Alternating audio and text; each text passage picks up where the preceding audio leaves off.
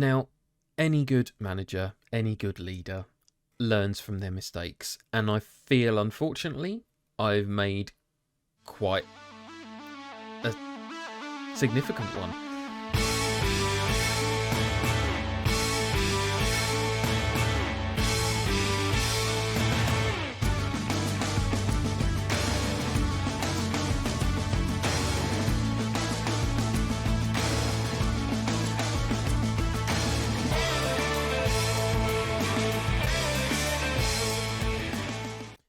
Hello my friends and welcome to episode 3 of The Culture Club. I'm Kirk Sheridan, you're watching Games Tell Stories, and today we've got the top of the table clash, GTS Culture versus Southwater.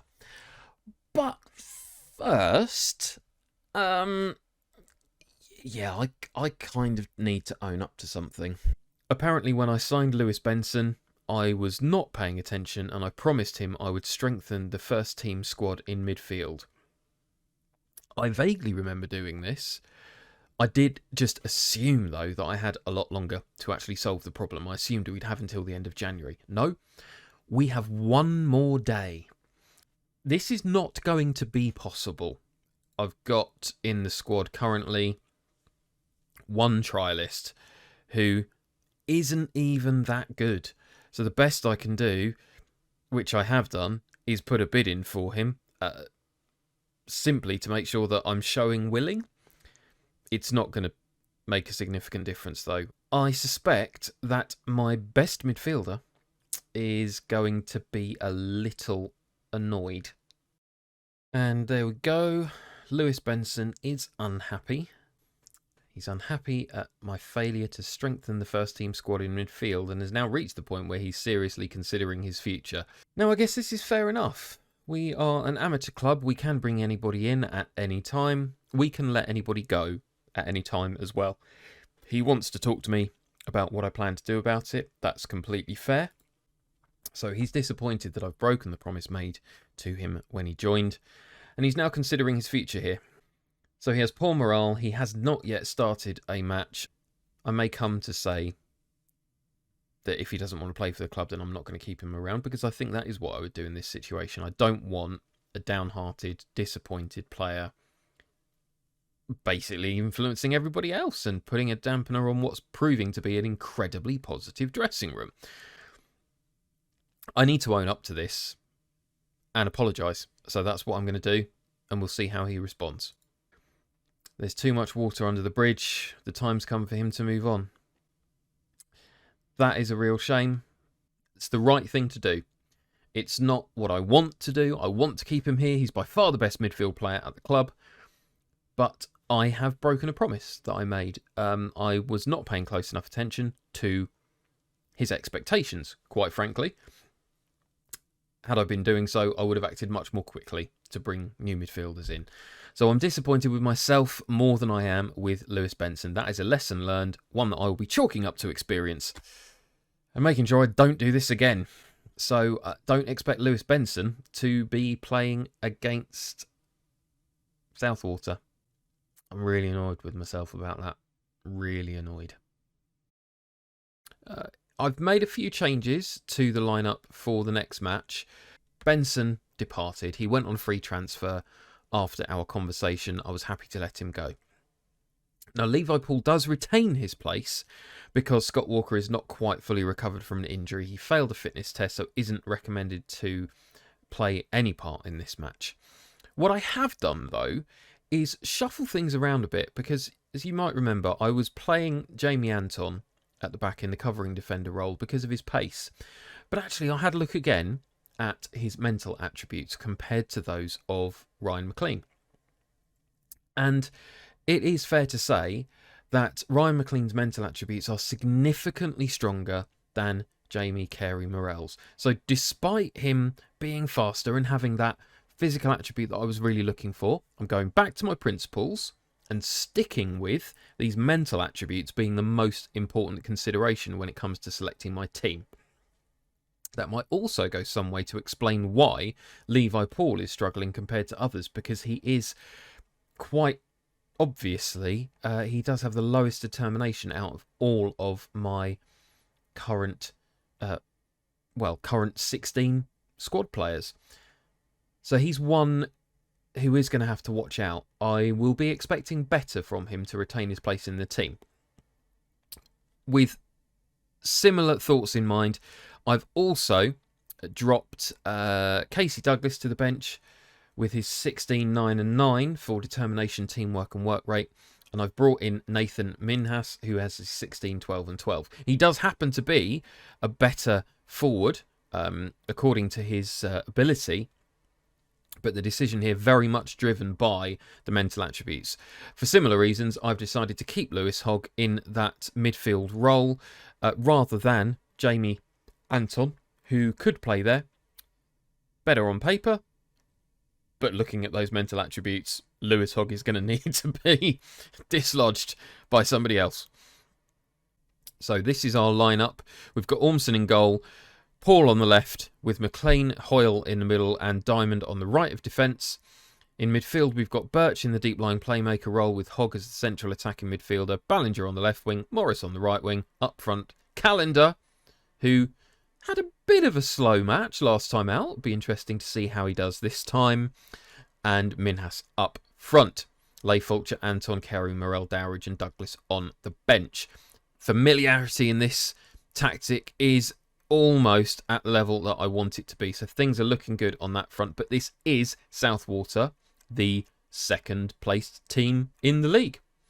We have sold for this game at home 16 tickets out of 800. Still got a job to do to bring the crowds in. But, it could be worse. Could have been no one. At least we're playing in front of somebody. And we will directly hear their feedback on the field. We've got 6 players now confident with the team's shape. 3 players tactically familiar with the mentality. 11 players are concerned that this formation could expose us at the back. That is interesting. I'm fairly confident it won't, because we've been pretty solid for most of the season. We don't have a ball-winning midfielder in front of the defence. We have a deep-lying playmaker, which is seeing us retain the ball. So we'll see how things go. I think this is one where I will be assertively saying that we need to carry on where we left off last time out. Again, you can see how familiar the team is with this shape, with this formation. We're playing, well, our form has been brilliant. We weren't as good last time out, but we are obviously performing at a very high standard. And that's motivated a couple of players, 3 players. Motivated Callender, which is good to see, because I want another good performance from him. Because you haven't seen yet just how good this guy can be. So on to the pitch. And where are those 16, 15 people? Where are they? I can't see them at all. If you manage to spot one of the fans, let me know, because I can't see them anywhere. But Morris is on the ball, running forward. Is he going to get a cross in? No, can't quite get a cross in. Seriously, I cannot see anybody here. They must be around somewhere. They're probably cowering under the one bit of cover we've got. Callender. Beautiful cross there. Ballinger getting the ball into... Oh, and it's disallowed. I thought that was a cracker. Absolute cracker. I mean, what a cross that was. Callender just a fraction offside, but a beautiful ball in from Ballinger. That is a shame. Okay, we're hoping that they don't... Well, straight over the top. Okay, keep an eye for the fan. No, still no fans. Still no fans. Who knows where they are. Oh, disappointing to see them getting the initial attacking highlights. I'm looking for a bit more of a dominant performance than we got last time out. Obviously, not quite as convincing a victory as we've seen before. It would be good to get back onto clean sheet territory after conceding last time, but that is a beautiful ball through to Minhas, who I would have expected to see charging forward, actually. Paul already booked. Minhas hits one from a way out. We've got 2 players already booked, actually, within 6 minutes. So I will be telling them to ease off the tackles. I do not want to go down to 10 men within the first half. Thank you very much. That would be incredibly stupid. So Callender's on the ball there, knocks it back to Morris, who charges down the wing again, into the middle with... Oh, off the post! Oh, but out to Paul. What can he do? Calendar is getting on the end of it, but knocking it straight off the pitch. I think this team are slightly distracted by the lack of anybody in the stands. There's clearly a group of players. Now that it's stopped raining, I'd be expecting the... What on earth? How was he being played onside? Well, thank you, Ormson, for saving. I think that was Levi Paul, who was playing the defender, playing the attacker, onside there. Yes, let's play from here. So, what happened? Oh, hit it to Birch. Kareem knocked it. So, Levi, that must be... No, I'm still not sure who that actually was. Can't even see what their squad number is. Okay, they're lining up. Their number 3. Yes, that was Levi Paul. Well, Ballinger manages to get the ball, thankfully. Charges forward. But that was absolutely shocking defending by Levi Paul. No doubt about it. Absolute shocker. We have a corner, though. Diamond hits it into the middle. Calendar over the top. This is a bit slow for us. We've still got 58% possession, but they are getting some significant attacking highlights here. We're going to be missing Benson. I was hoping to have brought Benson in to start in this match. So disappointed with myself for that stupid error of judgment. Just not keeping an eye on the promise that I'd made. As a manager, I can only blame myself for that. There is no way that I'm going to be holding that against the player who did nothing wrong. I promised something and I let him down. He is well within his rights to say that he wants to leave. He doesn't trust the team, doesn't trust the... Oh, Calendar is through here. And that was a terrible finish, unfortunately. So he's well within his rights to question the trust that he can have for the club, for me as a manager, if I'm going to break a promise like that. So I'm very disappointed with myself. I certainly didn't do it deliberately. I hope to come across him again in future and see him doing well. And McLean covers at the back there, through back to Ormson. McLean to Birch. Thankfully, Paul and Birch have not been... Keep forgetting, I must encourage the team at the start of the match. Calendar to Minhas. Through to Ballinger, who is clean through. And his one finishing shows again. Such a shame. He could be scoring so many goals with his athletic ability. His sheer quality. Right. Into the middle. Calendar. Now that cannot be offside. Surely. Surely that's not offside. No. That one's allowed. Excellent. Now right-footed cross in there from Diamond. Calendar. Excellent. Excellent headed finish. We're 1-0 up against the second place team in the league. They have looked threatening when they've gone forward, but their XG actually doesn't demonstrate that they've been as much trouble as I feel like they have been from watching the match so far. So far, so good for the defence, I guess. So now Minhas showing his pace. Can he put one away? No. Poor finish, unfortunately. But potentially with a bit more match fitness in him, that's the kind of chance that he could be disposing of. Now Diamond with the ball in. Calendar again. Or straight at the goalkeeper this time. Shelley holds. But we're looking okay. We'll take that kind of flick on any day. Thank you very much. Paul, oh, once more, terrible play from Paul. Decision made. I am going to have to look for another left. Oh, left-sided defender. Scott Walker can play there in the next match if he's fully recovered from his injury. Levi Paul is just not performing at the level that I need him to. It doesn't matter that he is a higher quality player on paper than my other left fullback options. His determination, his work rate, his teamwork are clearly not manifesting into strong performances for this team. I'm not sure if his decision making, his composure are also lacking. I'll have to have a look at that after this match. But the simple fact is he will not be in this match. He will not be in the next match at left back unless he pulls a cracking performance out of the bag for the remainder of this game.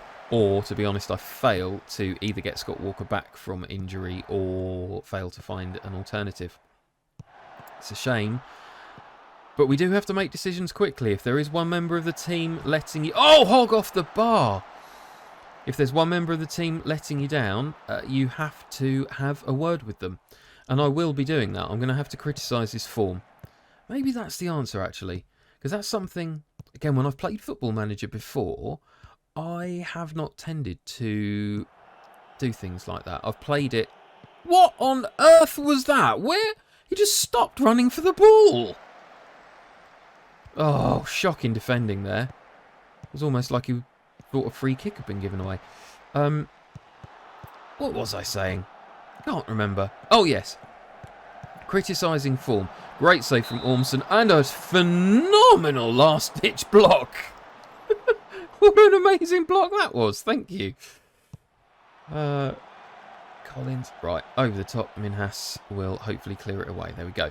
So, when I have...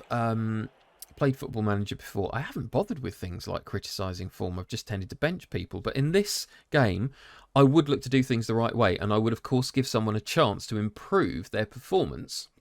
So that's actually what I'm going to do before the next match. I'm going to sit him down, have a chat with him, and see what he has to say. I hope he will recognise that his standards have just not been up to the rest of the team. It's his opportunity to show me that he's willing to improve. But, end of the first half, we're 1-0 up, 57% possession, XG comfortably ahead of the opposition, barring that amazing last-ditch tackle at the end of the first half there that saved us conceding a goal. So, into the dressing room. And I think I do know they're capable of performing even better, actually. So, I'm going to point the finger at them and let them know that I do believe in them. Oh, okay. So, again, this is an interesting one because that's definitely what I would have done in real life. I'd say, yeah, you're doing well. I know you can do even better. Show me what you've got. Maybe the pointing the finger wasn't the right thing to do. Maybe I should have stood with my hands on my hips or pumped my fists. Not sure. That didn't go as well as I would have liked. But we've still got our two forwards motivated, pleased, G'd up. So that's positive. Let's see how we do in the second half. So Callender kicks it back to McLean, into Birch. Boyle to Hogg. Now Hogg has looked phenomenal when coming on late in games. Has not looked as good as a starter, but Ballinger with a beautiful ball out to Morris. Oh, you couldn't quite get on the end of it properly. Yeah, Hogg has looked amazing coming on as a substitute. Has not done anywhere near as good as a starter. So that's something to remember. Perhaps at this stage of his career. Oh, my word, are we going to get... Oh, how did we not get that one in the back of the net? Thought that was going to be our second goal. So I think at this point... McLean, Hogg... We might be looking to replace Hogg. Certainly looking to replace Paul, except actually we can't. I don't think we've got... Let's see, who could we substitute Paul for? No, we do not have a... Oh, Jamie Anton. I believe Jamie Anton can play at left back. So that will be my next change. I will give Paul a few more minutes. We'll give him until the 60-minute mark. He's gone up to a 2.7 from a 6. He's gone up to a 6.7, sorry, from a 6.6. So he has improved slightly. What can we do here, Paul? Can you get one into the box? Can you grab yourself an assist before we take you off? Unfortunately not, no. Not then, anyway. So we've got Morris, Hogg and Paul looking like our likely candidates to be substituted. Oh, what a beautiful ball through from Burt. Oh, and Ballinger again. His poor finishing, letting him down. Great quality player. Maybe that is some special training we're going to need to put in for Ballinger. Improve his quality of his shooting. Now Paul has dropped back down to 6.6. So yes, we're going to bring Anton on for Paul. And with less than 30 minutes remaining, Archie Morris hasn't played as well in this match as we've seen him do before. So we're going to bring Sam Dowridge on and get some game time from him. Now, I want to be assertive here and tell them that I want to see a good performance. Unfortunately, didn't make a difference. Right, Minhas has also been booked, so I need to make sure that he eases off the tackles as well. Minhas to Ballinger, and he scores this time. Give him enough opportunities, he will start to put them away. Now, Ballinger is looking like one of our best attacking threats. With his pace and his athleticism, he is getting into a lot of good positions. Interesting how he's got the number 7 while playing on the left wing. Some odd numbering going on there. Right, 2-0 up against the second place team in the league. On XG, they potentially deserve at least a consolation goal. But we have got 57% possession. We've had 11 shots on target. Their goalkeeper has been clearly performing very, very well. We're knocking the ball around comfortably at the back. We don't need to go all-out attack here. We're managing the game pretty well. But beautiful ball for Ballinger. Oh, I thought that was going to go through there. So we'll give Hogg another 5 minutes. His natural fitness will keep him going, I think. Game after game after game after game. Despite his age. But there is Hogg, who knocks it to Downridge, who scores on his return from injury. So there I was saying that I was concerned about Hogg's level of fitness. He makes an assist for substitute Dowridge. Brilliant return. Only on the pitch for, what, a couple of minutes, if that? Fantastic. I thought he would have tried to cross it, but no, wonderful finish from Dowridge there. Great stuff. Now I'm in two minds now. I would normally take Hogg off because he wasn't performing well. He's got an assist, which has increased his match rating. Birch has been booked. I do not want to lose any players, so I'm going to substitute the 2 players who have been booked. Right, there we go. Casey Douglas is on for Minhas. Oh, of course I can't make any more substitutions. Okay, we're going to have to trust Birch. Right, I want to see a good performance from Douglas. That motivated him. Brilliant. He's got 15 minutes to show what he can do. Dropped for this game, with Minhas taking his place.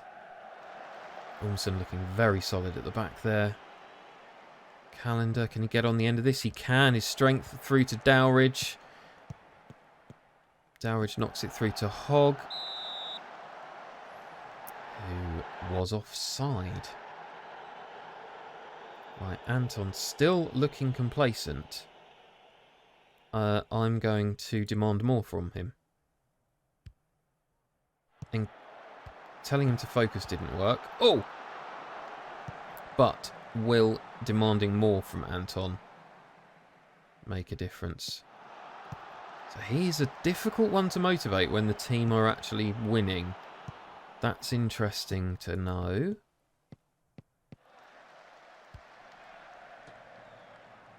Right, Calendar on the end. Dowridge again, he's through. Can he put another one away? Good effort from Dowridge. He is going to be a threat on that right wing. Douglas, oh, knocks it past the post. But this has been another comfortable performance.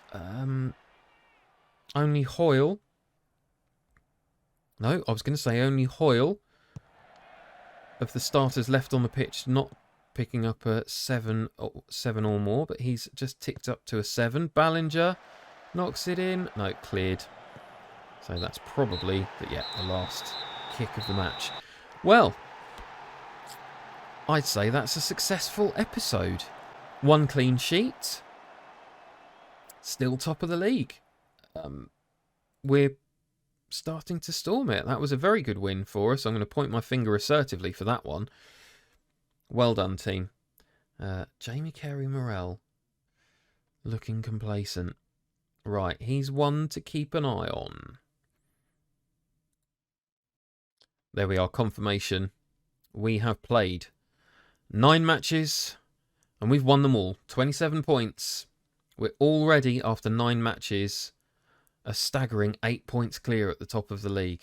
Now, how long this will continue again, I don't know. I am expecting people to start noticing something that's happening in the Southern Combination League Division 2 and start trying to swipe some of these players who are far too good for the level at which they are playing. But let me show you why. So Luke Callender, phenomenal mental attributes, one of our star players when I joined the club. He's currently a good Trident Leagues 4 player.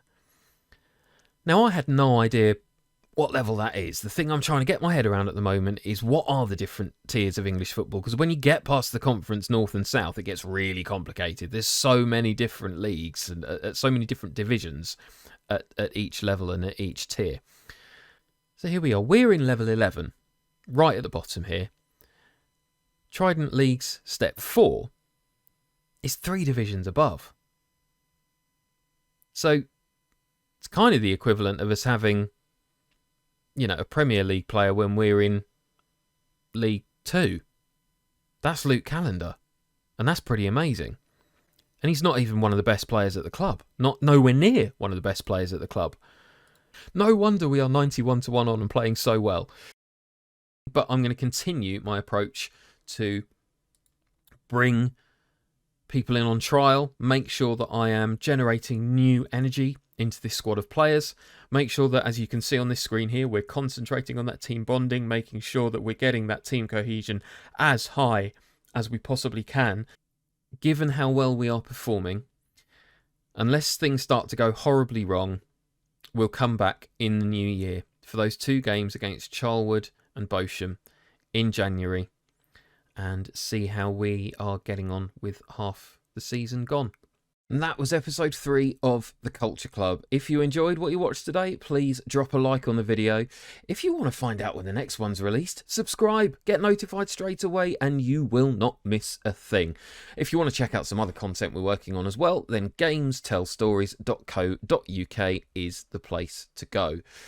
In the meantime, though, just follow a simple bit of advice and you will not go wrong. It's the kind of ethos that we live by in this very Football Manager save. Be excellent to each other. Thank you very much for watching, and we'll see you again soon.